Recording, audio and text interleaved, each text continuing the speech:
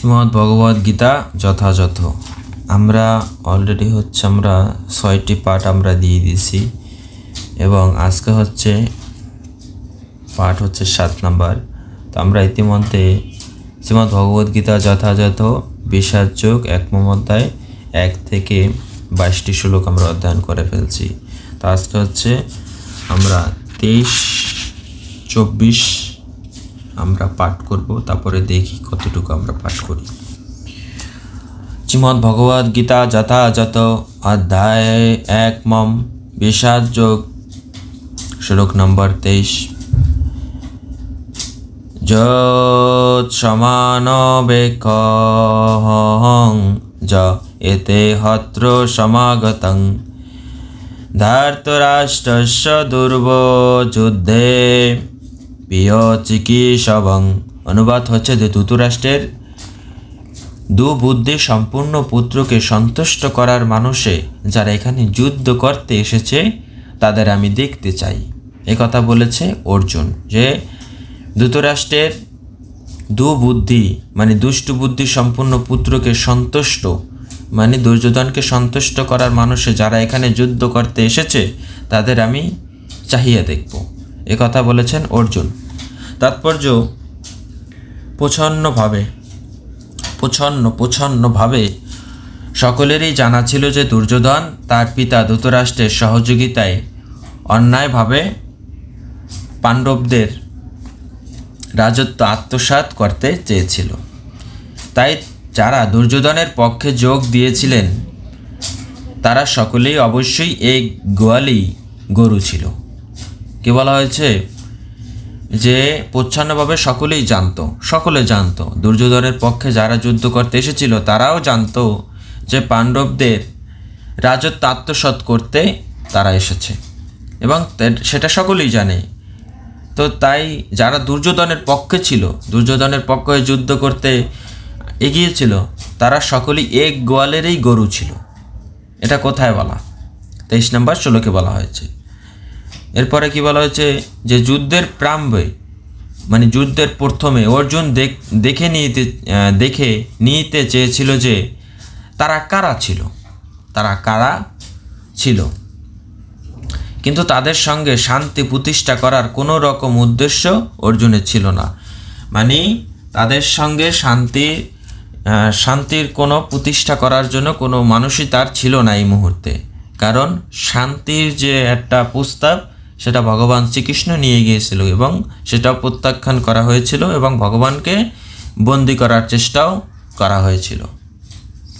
তো এটাও ঠিক যে অর্জুন যদিও তার সঙ্গে শ্রীকৃষ্ণের উপস্থিতির কারণে জয় সম্বন্ধে সুনিশ্চিত ছিলেন, তবুও মোকাবেলা করার জন্য তিনি শত্রু পক্ষের শক্তিও যাচাই করে নিতে চেয়েছিলেন। তিনি জানতেন যে পক্ষে ভগবান শ্রীকৃষ্ণ আছে, তিনি তো জানতেন না যে সে ভগবান, তিনি জানতেন তাদের মতোই একজন হয়তো মানুষ। তো তিনি জানতেন যে পক্ষে শ্রীকৃষ্ণ আছে সে পক্ষেরই জয় হবে, তবুও তিনি তাদেরকে দেখতে চেয়েছিলেন যে শত্রু পক্ষের শক্তি যাচাই তিনি করতে চেয়েছিলেন। তো শ্লোক 24 সঞ্জয় উবাচ কি বলছেন? সঞ্জয় কি বলেছেন যে এব মুক্ত ঋষি কেশ গুরাকেশ ন ভারত সেনয়োরুভয় মধ্য স্থায়িত্বারথোত্তম। উবাচ মানে হচ্ছে একজন বলছেন, এটা মনে রাখতে হবে। তো অনুবাদ হচ্ছে যে সঞ্জয় বললেন, হে ভারত, অর্জুন কর্তৃক এভাবে আদিষ্ট হয়ে শ্রীকৃষ্ণ সেই অতি উত্তম রথটি চালিয়ে উভয় পক্ষের সেনা দলের মাঝখানে রথটি স্থাপন করলেন। উভয় মানে দুই পক্ষের মাঝখানে রথটি দাঁড় করালেন। তাৎপর্য হচ্ছে যে এই শ্লোকে অর্জুনকে গুরাকেশ বলে অভিহিত করা হয়েছে। কি কেশ? গুরাকেশ অভিহিত করা হয়েছে। গুরাকা অর্থে নিদ্রা, এবং যিনি নিদ্রা জয় করেন তাকে বলা হয় গুরাকেশ। এটা সত্য যে তিনি নিদ্রা সরিয়েছেন। তো নিদ্রা অর্থে অজ্ঞানতাকে বোঝায়। তাই শ্রীকৃষ্ণের বন্ধুত্ব লাভ করার ফলে অর্জুন নিদ্রা ও অজ্ঞানতা উভয়ই জয় করেছিলেন। শ্রীকৃষ্ণের পরম ভক্ত রূপে তিনি এক মুহূর্তের জন্য শ্রীকৃষ্ণকে বিস্মিত হতেন না, কারণ সেটি ভক্তের স্বভাব। শয়নে অথবা জাগরণে ভক্ত ভগবানের নাম, রূপ, গুণ ও লীলা স্মরণ কখনো বিরত হন না। এভাবেই কৃষ্ণ ভক্ত সর্বদাই কৃষ্ণ চিন্তায় মগ্ন থেকে নিদ্রা ও অজ্ঞানতা দূর করতে পারেন। একেই বলা হয় কৃষ্ণ ভাবনা বা সমাধি। এই সমাধি সেই সমাধি না যেটা মানুষ মারা গেলে যে সমাধি দেওয়া, এই সমাধি না। ঋষিকেশ অথবা সমস্ত জীবের ইন্দ্রিয় ও মনের নিয়ন্তা হবার ফলে শ্রীকৃষ্ণ সৈন্যবাহিনী মধ্যে অর্জুনের রথ স্থাপন করার অভিপ্রায় বুঝতে পেরেছিলেন। এভাবে অর্জুনের নির্দেশ পালন করার পর তিনি বললেন, শ্লোক 25, ভীমদনোপমুখত সর্বেষাং চ মহিষীতম উবাচ পার্থ পশ্যতান সমবেতান কুরুনিত। তো অনুবাদ হচ্ছে যে ভীম, দ্রোণ প্রমুখ পৃথিবীর অন্য সমস্ত নৃপতিদের সামনে ভগবান ঋষিকেশ বললেন যে হে পার্থ, এখানে সমবেত সমস্ত কৌরবদের দেখো। যে হে পার্থ, সমবেত মানে তোমার সামনে বা যুদ্ধে আসা এই লোকদের তুমি দেখো, এক নজর চাহিয়ে দেখো, কৌরবদের দেখো। তো তাৎপর্য হচ্ছে যে জীবসমূহের পরমাত্মা রূপে শ্রীকৃষ্ণ বুঝতে পেরেছিলেন যে অর্জুনের মনে কি হচ্ছিল। ভগবান শ্রীকৃষ্ণ বুঝতে পেরেছেন যে অর্জুনের মনে কি হচ্ছে। এই প্রসঙ্গে ঋষিকেশ শব্দটির উল্লেখ করার মাধ্যমে বোঝানো হচ্ছে যে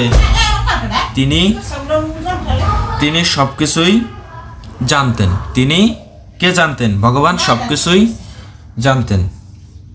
আর পার্থ অর্থাৎ পিতা বা কুন্তির পুত্র বলে অর্জুনকে অভিহিত করাটাও খুব তাৎপর্যপূর্ণ। এখানে কি বলা হয়েছে যে কুন্তে অনেক জায়গায় বলা হচ্ছে কুন্তে মানে কুন্তি পুত্র। অর্জুন ছিল কুন্তির পুত্র। তো যেহেতু অর্জুন তার পিতা বসুদেবের ভগ্নী পিতার পুত্র, তাই তিনি রথের সারথি হতে সম্মত হয়েছেন। এখন শ্রীকৃষ্ণ যখন অর্জুনকে বললেন সমস্ত কৌরবদের দেখো, তার মধ্যে তিনি কি বোঝাতে চেয়েছিলেন? এটা হচ্ছে একটা প্রশ্ন এখানে, যে তিনি আসলে কি বোঝাতে চেয়েছিলেন। অর্জুন কি যুদ্ধ না করে সেখানেই ক্লান্ত হতে চেয়েছিলেন? শ্রীকৃষ্ণ তার পিতার পুত্র অর্জুনের কাছ থেকে এমন আচরণ কখনোই আশা করেননি। বন্ধুত্বপূর্ণ পরিহাসের ছলে ভগবান এভাবে অর্জুনের মনোভাবের ভবিষ্যদ্বাণী করেছিলেন। তো আজকের মতো এখানে আমরা সমাপ্ত করছি এবং আগামীকাল হচ্ছে আমরা 26 থেকে আমরা আবার শুরু করব। তো আজকে হচ্ছে পাঠ করলাম হচ্ছে 23, 24, 25 নম্বর শ্লোক, মানে আজকে 3টি শ্লোক আমরা পাঠ করছি। তো আজকের মতো এখানেই আমরা সমাপ্ত করছি। ওং গঙ্গা গীতা সাবিত্রী সীতা সত্তা প্রতিভো তা ব্রহ্মা বিদ্যা ব্রহ্মা বলি ত্রি শান্তাও মুক্তি জ্ঞানীয় দাও মাত্রা সীতানন্দ ভবাগ্নি ভান্তি নাশিনী বেদাত্রি পরানন্দ তত্তত্ত্ব জ্ঞান মঞ্জুরি ওম শান্তি ওম শান্তি ওম শান্তি ওম শান্তি। শ্রীমদ্ ভগবদ গীতা বিধিবানন্দে হরি হরি বলমন বালমন। শ্রীমদ্ ভগবদ গীতা বিধিবানন্দে হরি হরি বলমন বালমন। শ্রীমদ্ ভগবদ গীতা বিধিবানন্দে হরি হরি বলমন। ওম নমো ভগবতে বাসুদেবায়। ওম নমো ভগবতে বাসুদেবায়।